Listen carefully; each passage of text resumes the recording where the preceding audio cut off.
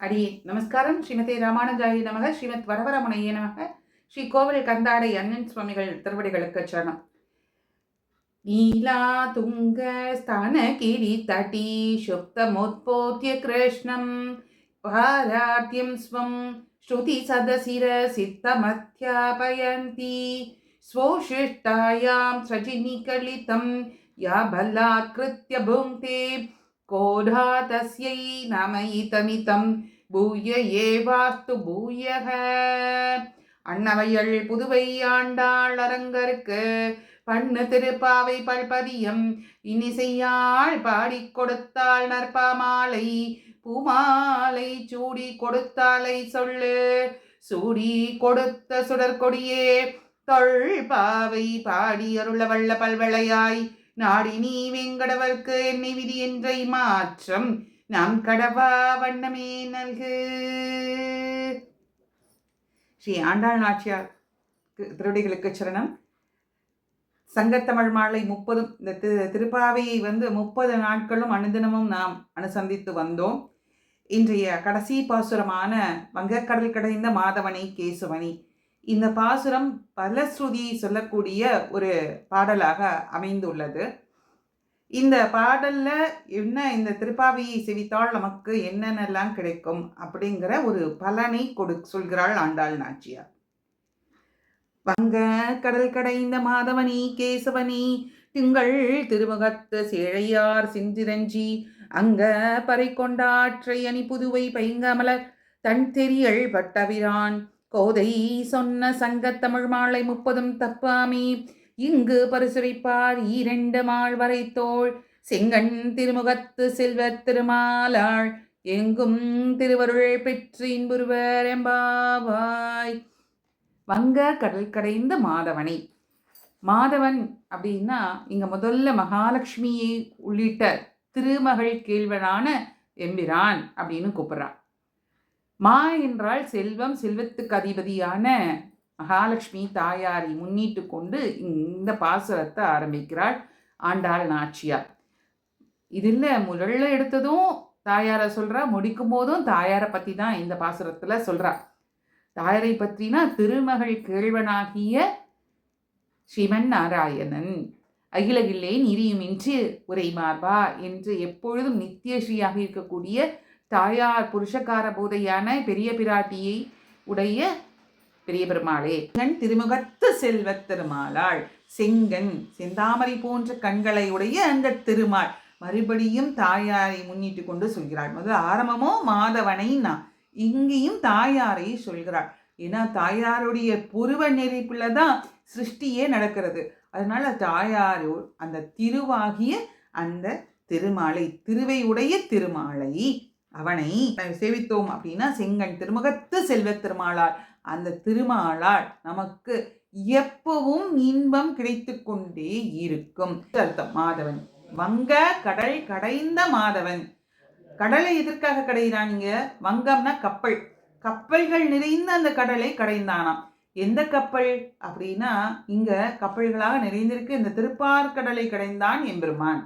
திருப்பார்கடலை எதற்காக கடைந்தான் அப்படின்னா தேவர்களுக்கு அமுதம் கிடைப்பதற்காக திருப்பார்கடலை கடைந்தான். மந்தார மலையை மத்தாக வைத்து கொண்டு வாசுகி பாம்பை கயிறாக திரித்து கொண்டு ஆமை போல, பூர்வம்னா ஆமை, ஆமை போல அந்த அவதாரம் எடுத்துக்கொண்டு திருப்பார்கடலை கடைந்தான்.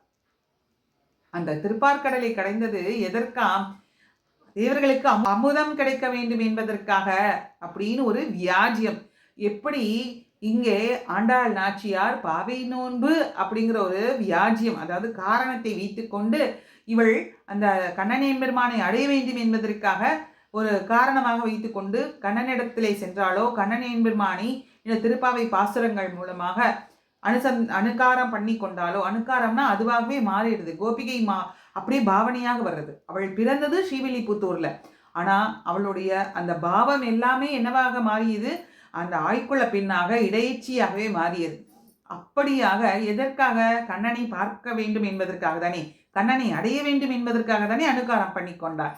அது போல இங்க எம்பெருமான் என்ன பண்ணினானா, திருப்பார்கடலை கடைந்தது இவர்களுக்கு அமுதம் கிடைக்க வேண்டும் என்ற ஒரு காரணம் தானா, தாயாரை அடைய வேண்டும் என்பதற்காகத்தான் அவர் திருப்பார்கடலை கடைந்ததாக பூர்வர்கள்லாம் அருளி செய்கிறார்கள்.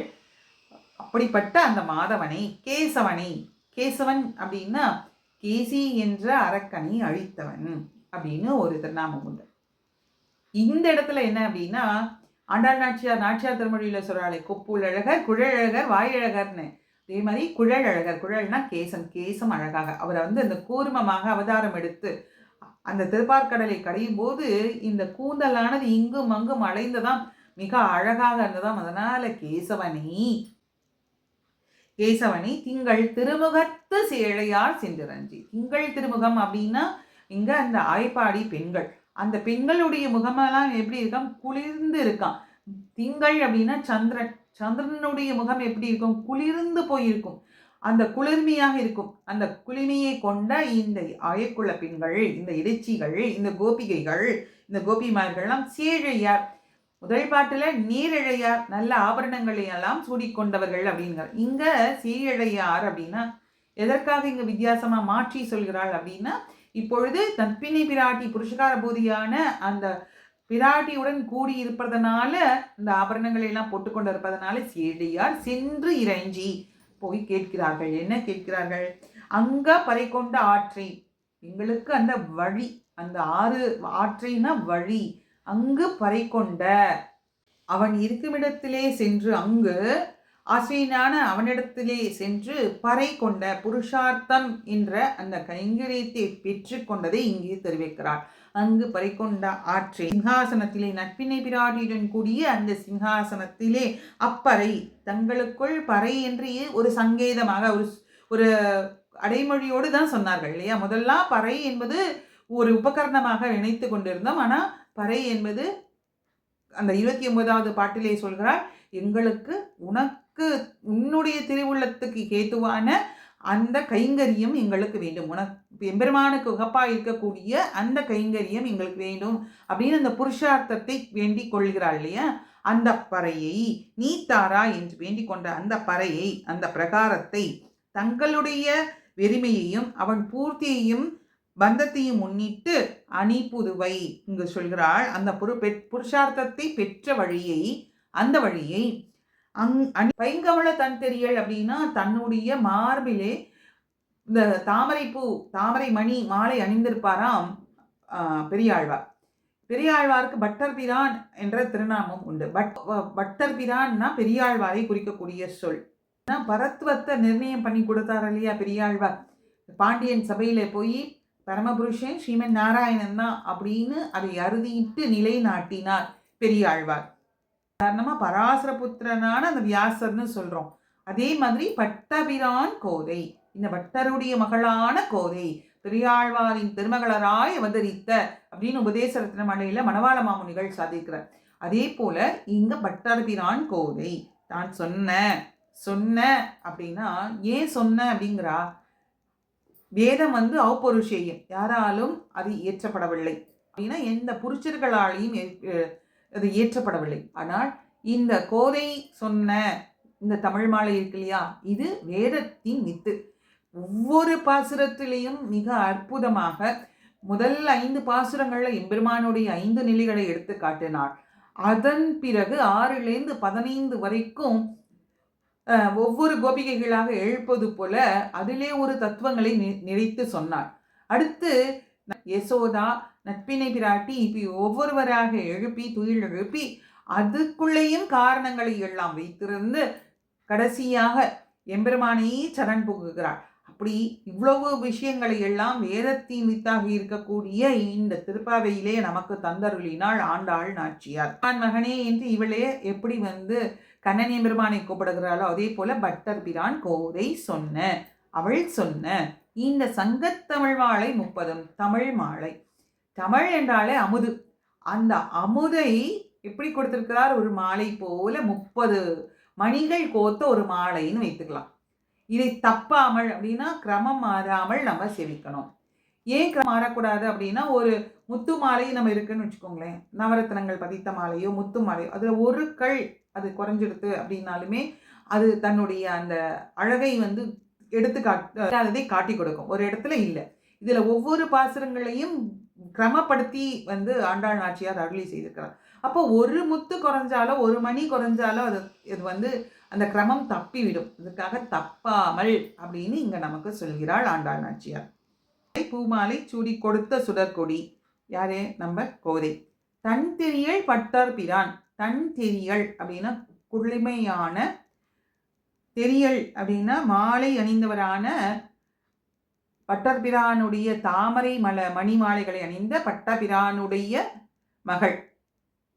அந்த மகள்ல வந்து இங்க சொல்ற மாலை கட்டிய மாலை.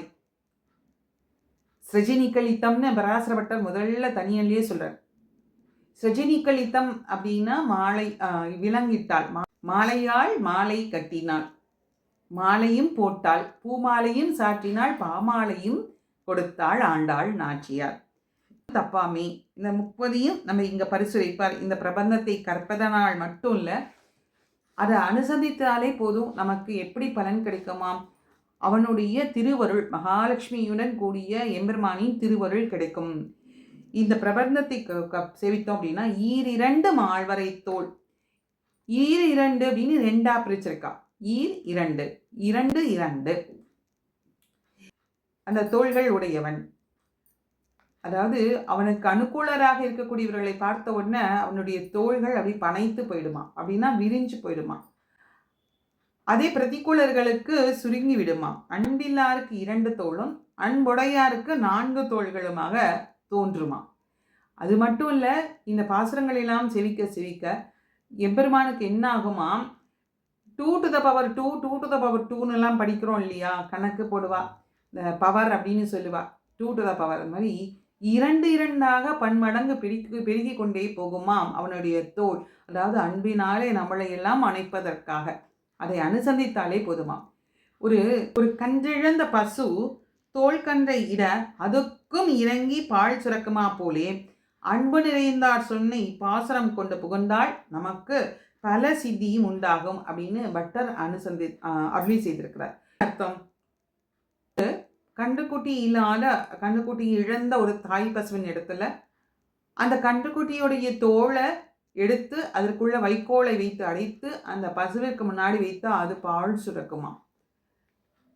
அப்படி அந்த தோலை போர்த்தி கொண்டு இருக்கும்போது கண்ணுக்குட்டிக்கே பால் சுரக்கக்கூடிய பசு போல எம்பெருமான் நம்ம இந்த திருப்பாவை அப்படிங்கிறத நம்ம நினைச்சாலே போதுமா, அந்த போர்வையாக போர்த்தி கொண்டு, அதாவது திருப்பாவையை நினைச்சாலே நமக்கு பலன் கிடைக்குமா.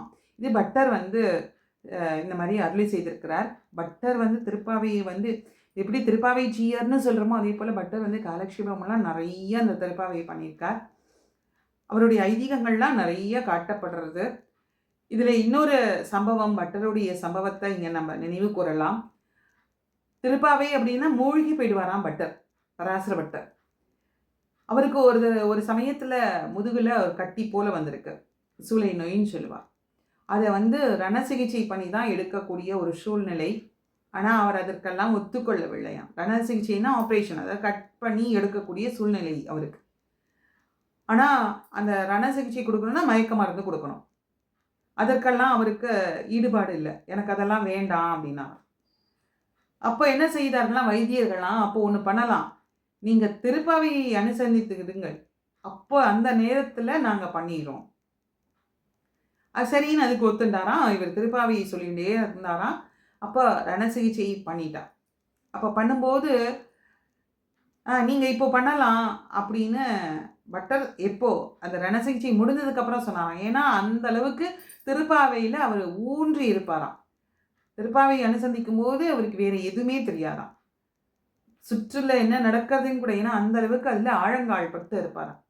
இப்போ நீங்கள் அந்த ரண சிகிச்சையை பண்ணலாங்கும் போது ஏற்கனவே பண்ணி முடிச்சாச்சு. ஏன்னா அந்த அளவுக்கு அதிலே அவர் ஈடுபாடு கொண்டிருப்பாராம். அப்படி அந்த திருப்பாவையை நாம் அனுசந்திக்கணும். தினம்தோறும் நித்திய அனுசந்தானமாக நம்ம இதை அனுசந்திக்கணும். அப்படி இல்லைனாலும் நினைச்சாலே போதும் பலன் நமக்கு கொடுப்பார் பெருமாள் அப்படின்னு இந்த பாசுரம் மூலமாக கடைசி 2 அடியில் பலஸ்ருதியாக சொல்கிறார். இந்த பாசுரமே பலஸ்ருதி பாசுரம் தான்.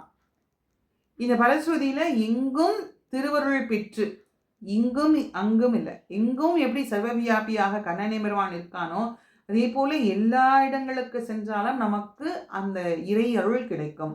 அதுவும் எப்படி திருவருளாக கிடைக்கும். மகாலட்சுமியுடன் கூடிய தாயாருடன் கூடிய எம்பெருமான் அருள் கடாட்சம் நமக்கு கிடைக்கும் அப்படின்னு இந்த பாசுரத்து மூலமாக ஆண்டாள் நாச்சியார் நமக்கு அருள் செய்கிறார். ஆகவே நாம இந்த திருப்பாவியை அனுதினமும் அனுசந்திக்க வேண்டும் என்று பிரார்த்தித்துக் கொண்டு அற்புதமான இந்த வாய்ப்பை அடியேனுக்கு நல்கியதற்கு அடியேனுடைய கிருத்திஞைகளை தெரிவித்துக் கொள்வேன். ஏதேனும் குறை இருப்பின் அது அடியேனியே செய்வோம் என்று தெரிவித்துக் கொண்டு அமைகிறேன். நமஸ்காரம்.